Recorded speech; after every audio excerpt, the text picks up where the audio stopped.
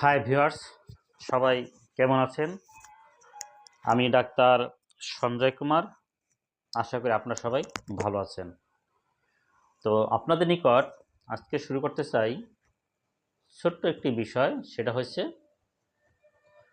অর্শরোগ, অর্থাৎ অর্শরোগে হোমিও পরামর্শ।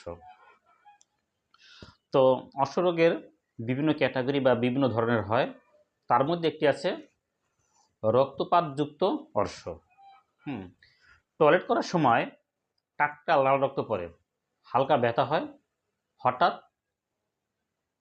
বেশি রক্ত, সেই ক্ষেত্রে অবশ্যই মিলিফোলিয়াম ওষুধটি আপনারা ভাবতে পারেন। তারপর আছে কি ব্যথাযুক্ত অর্শ। মলদ্বারে ভারী বোধ, পিঠে ব্যথা হয়, সাথে থাকে কোষ্ঠকাঠিন্য। এই ক্ষেত্রে আমাদের একটি ওষুধ আছে হোমিও, সেটা হচ্ছে অ্যাসকিউলিপ হিপ। তারপর আছে মল শক্ত এবং প্রচুর ব্যথা, মলটা খুব শক্ত হয় এবং প্রচুর ব্যথা হয়, তার জন্য আছে কোলিনসোনিয়া।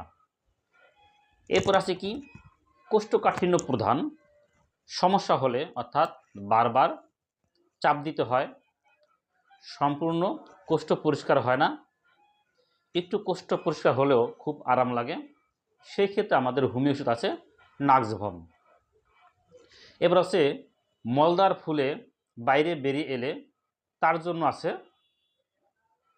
কি আমাদের অ্যালোসকেটিনা, অর্থাৎ মলদ্বার বাইরে চলে আসে, আঠালো মল লেগে থাকে, সহজে ছাড়তে চায় না, সেক্ষেত্রে অবশ্যই অ্যালোসকেটিনা ওষুধকে ব্যবহার করতে পারি। এরপর আছে আমাদের কি আরও কিছু ওষুধ আছে, এখানে হতে যে কোনো একটি আপনার লক্ষণ অনুযায়ী সেবন করবেন। আর শক্তি অর্থাৎ পাওয়ার 6 বা 30 যথেষ্ট। তবে এই ক্ষেত্রে সাধারণ কিছু নিয়ম যা আপনার জন্য অত্যন্ত গুরুত্বপূর্ণ, সেটা কি, যেমন প্রচুর জলপান করুন, শাকসবজি বা আঁশযুক্ত খাবার খান, সকালে নির্দিষ্ট সময় টয়লেটে যাওয়ার অভ্যাস গড়ে তুলুন এবং ঝাল মশলা খাবার কম খান, দীর্ঘ সময় বসে না থেকে একটু হাঁটাচলা করুন। আর এরপরও যদি আপনার রোগের কোনো উন্নতি না হয়, তা অবশ্যই আপনার নিকটস্থ অভিজ্ঞ হোমিও ডাক্তারের শরণাপন্ন হবেন। ভিডিওটি ভালো লাগলে অবশ্যই লাইক এবং কমেন্টস করবেন এবং স্বাস্থ্য সচেতনমূলক ভিডিও পেতে সাবস্ক্রাইব করে পাশে থাকবেন। ধন্যবাদ, ভালো থাকবেন। আপনার সুস্বাস্থ্য ও মঙ্গল কামনা করি। ধন্যবাদ সকলকে।